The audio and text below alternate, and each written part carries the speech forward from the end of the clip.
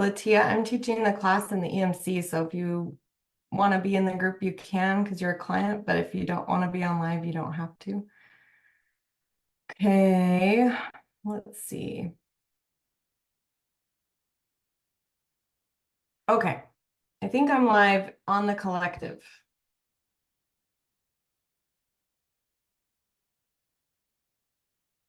But I don't have enough screens. Let's see what the heck I'm doing. I thought we could go live in both groups, but I don't think we can. So for me to be able to see my notes and see your comments, I was thinking my team was gonna be here. Is my team on live? Will you guys say hello if you're here? Sorry that it's a little bit late.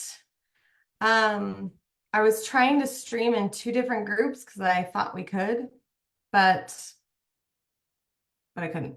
It started only streaming in my client group. So we're here now. We may go a little over time because I didn't know what we were doing. I didn't know if we could or not, and I thought I would try it. So let's talk about summer survival. Let's talk about this. I'm gonna say Latia was just here and then she left. Maybe she'll come back onto the thing. But as far as live comments, team, if you'll be kind of in charge of that, that would be fabulous. So let's talk about this summer survival, summer stress, all the things.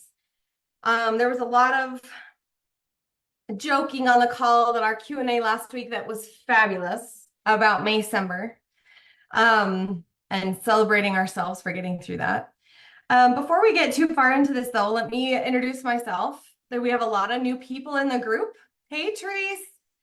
My name is Robin Whitworth, and I'm the CEO of the Elevated Mother brand. And we have several programs, mastermind, retreats. It's awesome. If you're in this group, you're awesome. And you know it, right? Everybody's awesome. We all know that everybody's awesome. But if you're in this group, the Elevated Mother Collective, you've decided and made a conscious decision that you want to be here. You want to be in the community of women that are growing. You're here to grow and expand. And so if you're like, well, I'm not ready to grow, this is probably not the right group for you. If you're here, you're ready to grow, you want to change some stuff. If you know other moms that are like, I want to grow, I want to change some stuff, then invite them to this group and you guys will be able to expand.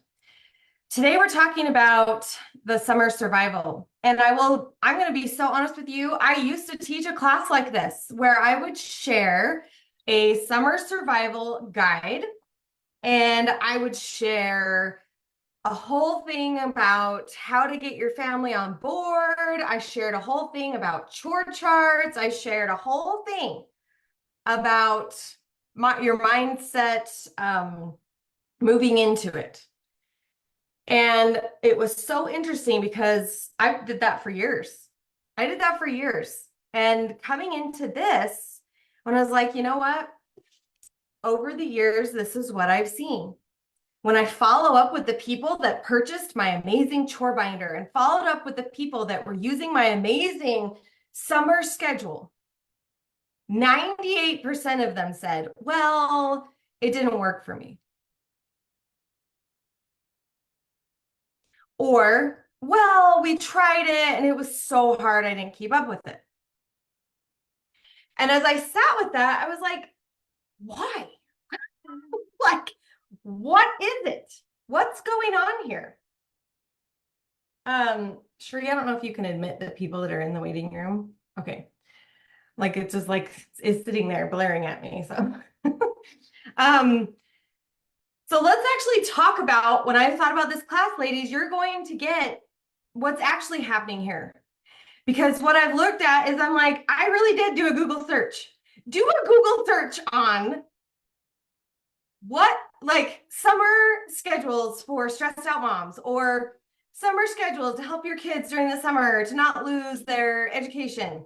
How do I get my kids on a schedule for the summer? How do I make easy snacks for the summer? Holy moly, 1.7 million articles are available to you. You don't need another one from me. You can go onto Pinterest and find over 50,000 pins about summer tour schedules. Like, really? So I sat with this information and I'm like, you know what? I don't think these mothers are going to be served by another tour chart. So I sat with it. Well, then what is going on here? And I was like, wow, it's like everything you've been teaching for 10 years. The chore chart does not matter if you have internal beliefs that you can't do it. Do you know what I mean? Or it might not be that one, but there's some internal battle going on within you about your ability, your worth, how your kids respond to you, a belief about, maybe I just sat with some moms a couple of weeks ago, and there was a woman that expressed a belief that she was having in her circles about how teenagers don't help, namely teenage boys. They're not helpers. And I'm like, I don't share that belief. My teenagers are awesome helpers. Like, what? My teenage son is awesome at doing his chores and keeping his room clean. So I knew. So during this class, I'm going to share 3 mindset shifts that this is like going to be the little magical trifecta that will get you on the way to whatever chart you pick. May or may not work, but I'm guaranteeing you it's not the chart. It's not the person that made it. It's you, if it doesn't work or does work. So if you're a mom that has tried a million things, the one thing you haven't tried yet is changing yourself. I guarantee it. I guarantee that is the one thing that you haven't done yet. Because as I sat with myself and said, why am I not stressed about summer? Do I have some amazing chart? Did I read an amazing book that just gave me all the right answers about children in summertime? What? When is this written, right? Ladies, it is myself. It is the work that I have done to bring myself into beliefs that lent myself to a place of neutrality within the seasons, a place of neutrality within what my kids do. So I'm going to share the 3 main big ideas around that, but I wanted to just make sure. I want to make sure I'm talking to people that get this. So I'm going to lay out a couple of scenarios that, guys, I lived in the summer stress world for over 10 years. Once my kids reached like school age, right? My oldest is 19. And so I was going to say, I've stressed about summer for 20 years. And then I was like, no, I didn't. I didn't stress about summer until my kids were like school age, really. But I would feel the pressure as May was kind of winding down. If you're in the US in certain areas, not everywhere does this, but your school system typically can go like end of August to the end of May. That may not be your situation, but this can still apply anytime your routines change. But for this particular class, I thought about personally when I used to stress about summer, and this was what was going on. And if this resonates with you, please put something in the chat so that we know that you're relatable, that I know that I'm talking to the people that get it, okay? So I would feel pressure to go buy all the summer bridge books so my kids would not lose learning over the summer. I was like, I gotta go get the best sunscreen. I gotta get the environmentally friendly, non-toxic, blah, blah, blah, right? I had to do that. I had to think about my summer body. I'm going to be wearing shorts. I'm going to be going to the lake. I should probably start eating spinach shakes every morning. Like, I would start thinking about these things. I started thinking about buying the cute matching summer dishes for that barbecue that I was going to have in my mind with all my neighbors. I thought about I better have 4 packs of popsicles so that I can be the cool mom that gives popsicles to all the neighbors when they come over. I have to make sure that we've got matching 4th of July shirts by Memorial Day because they'll be gone. I have to go out and I better make sure that my lawn has been sprayed for weeds so that my neighbors don't think I have a bad yard. So then I got to go to the yard. Is any of this coming up for anyone, or am I the only one? The people on live are giving me head nods, but anyone that's on the EMA on this call in Facebook, anybody want to just relate and say, I have thought of all those things, and I'm not condemning these things. These are some of the things I noticed were attributing to my summer stress. And I also would think, oh no, my mother-in-law is going to see me because we're doing this family reunion thing. Oh my gosh, we're going to see Cousin George that hasn't seen me for 7 years, and I'm going to get 4,000 photos. And I start thinking about that. And then I better go make sure I got 7 sleeping bags. I mean, it was just like so many things contributed to this. Yes, thank you. Solidarity, Sierra. She's like, the sunscreen, I get the sunscreen. You started to see it, right? The stores put it out, I swear, after Christmas. They're like, oh, here's all the sunscreen in the middle of the aisle at Walmart. And we're like, what? So this is so good. Josephina, she's there. She's putting hearts. She's like, I get you. Thank you, Heather. She feels like she's like, I have to think about it all, have to do it all. And one thing I didn't even mention was like, how about your budget? What about all those summer camps? What about all the extra trips to the lake and the gas money and gas prices? You see how our culture is putting out mass messaging. Okay, mass messaging. And I'm super excited that we have some people on this call that relate to this scenario. So the first shift that I'm going to talk about is identifying our worth outside of ourselves. So we receive all this messaging from family, church, you have a youth camp, you have a church party, right? From our families, the community, and then the world at large. If you're a mom and you're on social media, you better believe the algorithms have you in their pocket. You're seeing all the ads and different things about that next super fun inflatable. Like, you're going to see stuff like that if you've got kids. And so we're receiving all of this messaging. And the stress comes in when we look at those dishes and we look at the sunscreen and we look at the 4th of July t-shirts, and we're looking at this stuff not just as a neutral frozen object out there in the universe of possibilities, but we look at it and say, if I don't have that, I will be less.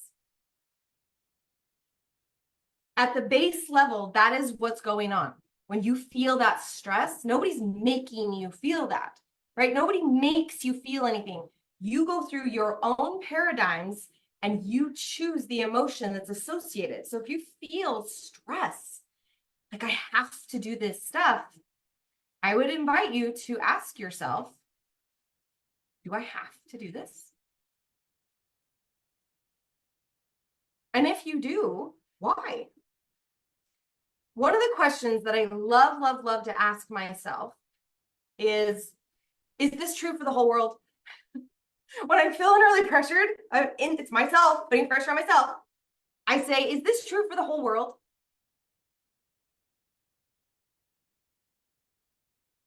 And it helps me. So this is your first shift, right? Am I identifying outside myself? Is it true for the whole world? Or is this something that I have placed value on outside myself because of my current cultural messaging? Because there are some beautiful people in the middle of the Congo that have no idea what the 4th of July is. Okay, there are people in Australia that are not stressing about the barbecue dishes. There's people in the Orient that have no idea about a September to May school schedule. Having this perspective shift allows my brain to allow for some personal expansion that says, okay, I don't think I need this. Holy moly, can it be possible? So asking myself, is this true for the whole world? Helps me go, okay, it's not.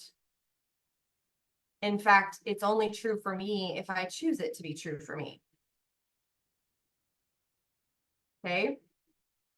It's so interesting. I was talking to my sister-in-law who grew up in Poland and now she lives in Boston.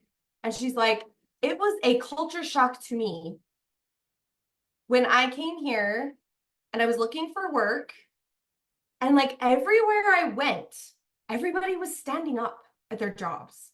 Like everyone's standing up. The cashier at the store was like standing up. And like if they sat down, they like were afraid they might lose their job. She's like, everyone in Europe sits down. Why does the cashier have to stand up to work a job well done? What is that? And she's like, I quickly learned that it's a culture thing in America, that a work situation is like a test of your endurance. She's like, that's not worldwide. It's about, is the job getting done and is the customer happy? That's it. They're not so worried about how someone is performing. Like, if they can do the job sitting down, they do it. It doesn't matter. And I thought, oh, that's so interesting. She's like, Americans are truly obsessed with painting a picture of their lives based on their cultural influence of hustle. And like, look at what I can do. And she's like, I get it. That's the American spirit. Everyone came here on the Mayflower and all the other times to like show the world what they could do, right? This is an American culture. And it has its nobilities. There's a lot of great things America has shown the world can be done because of that. But yet we see the stress level of Americans is very different than the rest of the world. And it shows in our sicknesses. We are one of the sickest countries as well as the wealthiest. Very interesting. And I thought that that mattered to bring up in this call to help all of you gain perspective. That when you're thinking, I have to do, switch it around and see how you feel when you say, I choose to do, I choose to do, I choose to do, I choose to do. And own it. Realize that you get to own that experience because you chose it. This isn't something that if you, okay, so some scriptures, I identified a few scriptures for you to look up about this topic. Scriptures are great because they are universal truth, yes? So if it's Colossians 3:23 talks about working from inside yourself, not according to what the humans are saying. 2 Corinthians 4:16-18. Let your focus be on things unseen. Don't focus on your reality. What?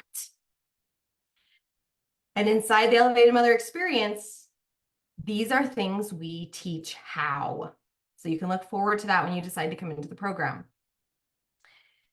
And once I pop off of here, clients will go into the EMX and talk even further on actual processes to work through these shifts. So when we are choosing the have to mindset, and the second shift that I would love to bring to your awareness. So the first shift was like,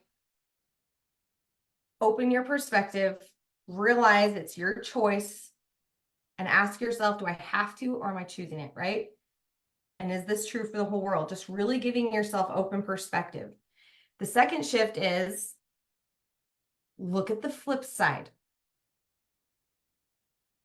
What if I didn't do it? And really get real with that. What if I didn't buy the special sunscreen? What if we don't have matching shirts on the 4th of July? What if I don't have all the popsicles in the neighborhood? What if I don't go to that barbecue? Heaven forbid I don't go to my family reunion. You might be cast out. I'm not even kidding. Some of these family cultures are brutal. But really ask yourself, what if I didn't do any of the things that were causing me the summer stress? What if I don't have a chore chart? What if I don't monitor my kids snacking? What if I don't have screen time rules, right? Some of these things, exploring the flip side, can be some of the most amazing discoveries about what you are afraid of. Because those kinds of decisions, if we don't ask ourselves, well, what if I didn't? Then we never explore our own fear-based actions. So ask yourself, what if I didn't? What if I didn't do any of this? What would actually happen?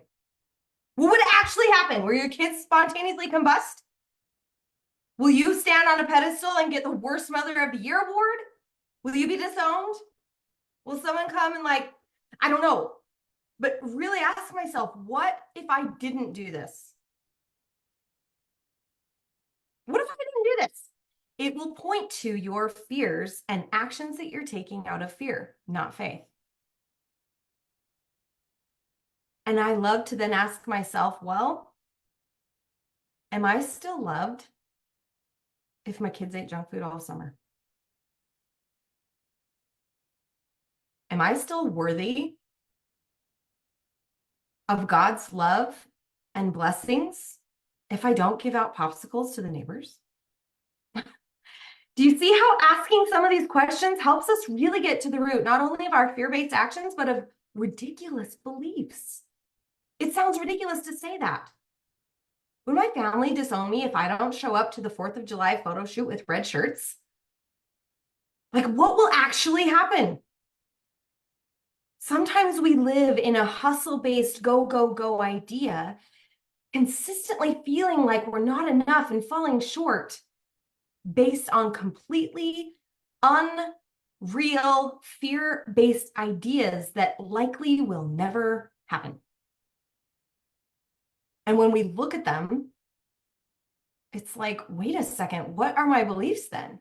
Because my friend, let me just tell you, you were made perfect from day one. If you don't believe you're whole and worthy, that's a belief system thing. It's not real. 2 Timothy 1:7. Ephesians 1:4. Right? We are full of God's power from day one. This is not something we earn. It's within us all the time. And this life experience helps us to discover it amidst the world, and it creates us into the most powerful creatures the universe has ever known. With or without the 4th of July t-shirts, with or without the bridge books, with or without the most healthy lunches. And not just you, your children are powerfully and wonderfully made from day one. They are whole. Do you believe it? More so, if you believe it, you act in it. Right?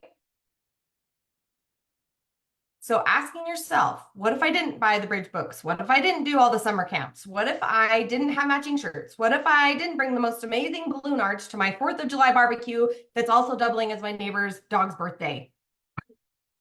I know that sounds crazy, but it's like, this is the culture in which we're living. I've seen people so stressed to unhealthy levels because of a balloon arch. And I don't judge them, but I sit in compassion, observing their stress and hearing them not loving it. And I go, interesting. What within them said that was the experience they wanted to have about this? Right? The elaborate birthday party, right? Elaborate birthday parties are so fun. They are so fun. But your beliefs about it is what can make it fun or stressful, right? And this is what this whole thing today is about, is really finding out where your stress is coming from, because it's not going to matter the chart you use or whatever it is. If your mindset is in a place of comparison, exhaustion, and believing that the effort makes you more worth something, because it just doesn't. Do it because you love it, not because of any other reason, and your life will change. So one little tidbit here, if you're worrying about other people's feelings, other people's expectations of you, you're ignoring your money situation and you're buying things beyond what's in your account. You're doing things in the name of cultural approval from your church, your community, whatever it is. These are fear-driven actions. They are from outside of you. The only reason humans do stuff like that against their integrity is to try to fit in or feel worthy. But when you feel it in yourself all the time, it's easy. I can say that. It's easy to just say no. It's easy to just not go. Takes practice. Takes a lot of practice. But it gets there and you start to feel immense joy and freedom and you go, oh, Jesus talked about this, that life was for my joy and freedom and peace. If I'm not feeling that, I'm a little off course. And Jesus presented the idea of repentance for that. I can course correct anytime I want. He said you can repent as many times as you want, and he accepts every single one. It's beautiful, absolutely beautiful. I will tell you that faith wins every time, friends. When you live in faith instead of fear, faith feels safe and good 24/7. Faith feels inclusive. Faith is progressive. Faith says there's enough time. I'm going to put a little soapbox here. There is a big scarcity, fear-driven idea out in the world that says, you only have 18 summers with your child. Make everyone count. Can you tell? I see dead seaweed on the edge of a cliff when I hear that. Like, this is the most limited, scarcity-driven idea I have ever heard in my life. Dude, your kid is born to you. They are going to be part of your life until you die. And if you have certain beliefs, they'll probably show up after you die. You do not have 18 summers with your child. Guys, if you live in that space, can you see the next layer of fear just waved upon you? Now I better just sit on my couch and read every, Fancy Nancy book there ever was for my 4-year-old, because what? She's going to remember the stressed out mom that tried to find all the books and then made her sit down when all she wanted to do was play Barbies with her neighbor. Like, this is so weird. Scarcity limitation mindsets. Seriously, our kids don't understand them. Our husbands don't understand them. We don't understand when our husband does stuff like that. Well, I have to do this thing. We're like, why? What? Right? Guys, you have your kids every day. Every day.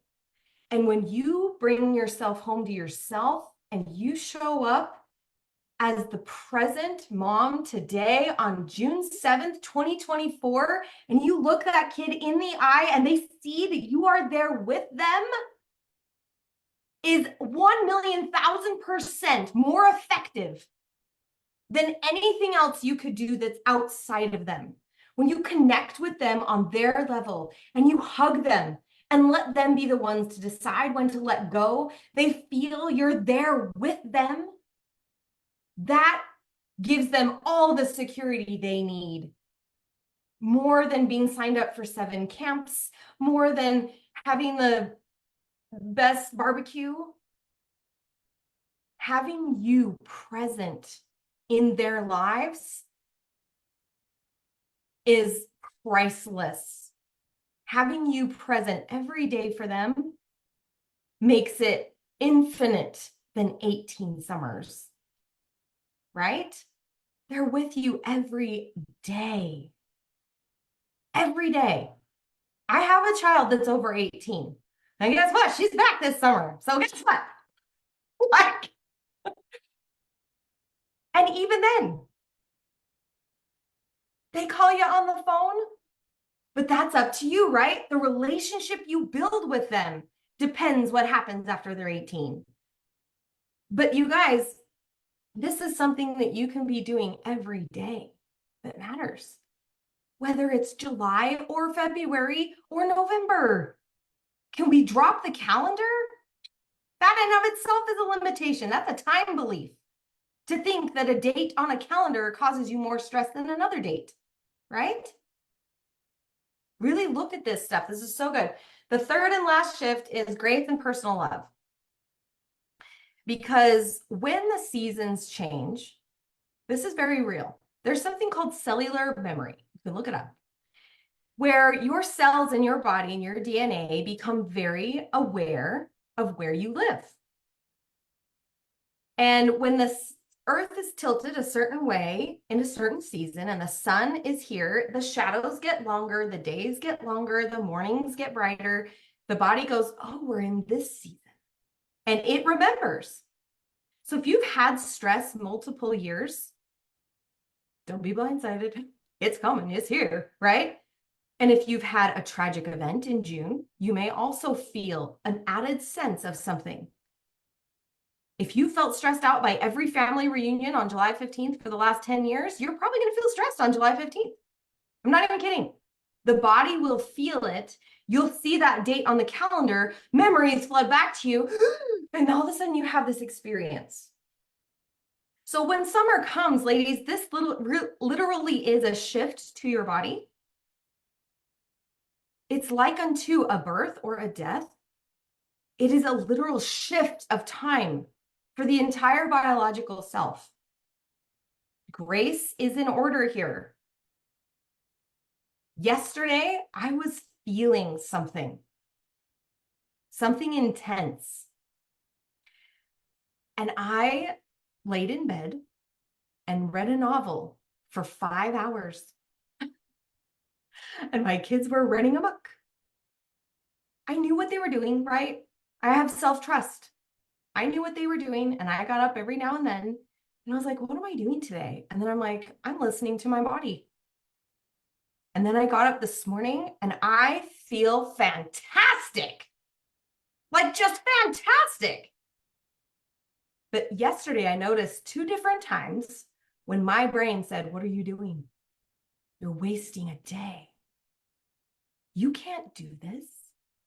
You're being irresponsible.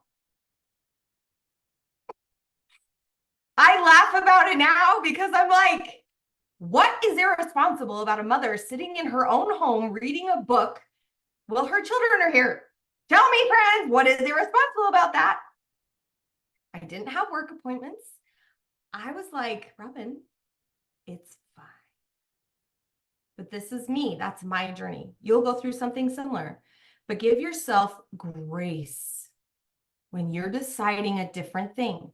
If you're going to decide to show up to that reunion without the matching shirts because by golly, you didn't have $75 in your budget to do it and you're holding your integrity, grace, pour it on and be like, Whatever my mom thinks about that is her problem, not mine. It can be hard. And you know what's also beautiful? When you have a community of women rallying around you for this shift, knowing your goals for peace makes it that much easier. Knowing that my team would hear about my day off tomorrow and be like, good for you, made it that much easier. The scripture that goes along with this is the first and second commandment. Love God. God is a being, a personal essence of everything that's already created. Every clothing item in your closet, every food item in your fridge, the gas in your car, the job that's sustaining your life is created by God's power. Love God. And the second commandment, love yourself as you love other people. But you can't know how to love other people the best unless you're loving yourself the best. And I was going to put a scripture there, but I'm like, dude, that's all over the scriptures. Just look it up. Do a Google search, right? A change in pace, a change in life affects your everything. Give yourself the love that you would give to any other friend that would express a stressful situation. Look at yourself in the mirror and be like, I'm changing things. I love you. I love you. If you've never done that, look yourself in the mirror, into your eyeballs, look deep into your own soul and say, I love you. I love you, Robin. You are incredible. You are a wonderful mother. You're an incredible neighbor. You are an amazing wife and partner. You are highly valued and loved, regardless of anything else going on. And you will start to feel a shift in every area of your life that feels stressful. When you love you and you love your soul and your mind and your body. So to wrap this up for the Elevated Mother Collective, now that I don't fear summer and I don't feel the summer anxiety, I'm on the flip side. When you're on the flip side is when you can identify what was going on.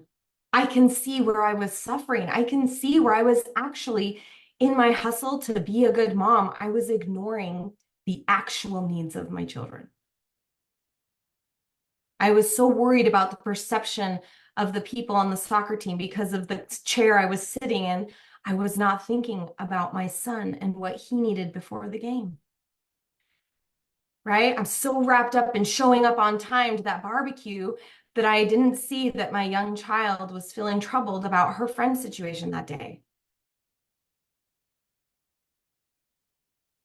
And moreover, what was I doing for myself? What personal progress was happening in any of that? So while I do now have structures in place that helps my family in the summer, we do a family council at the beginning of June. We talk about our chore chart. We talk about those things, but I will tell you that they are successful because of me and my work, not because of the chart. Because of how I view and believe in my children, and because of how I view and believe in myself, that's changed all of it through those shifts that I shared with you.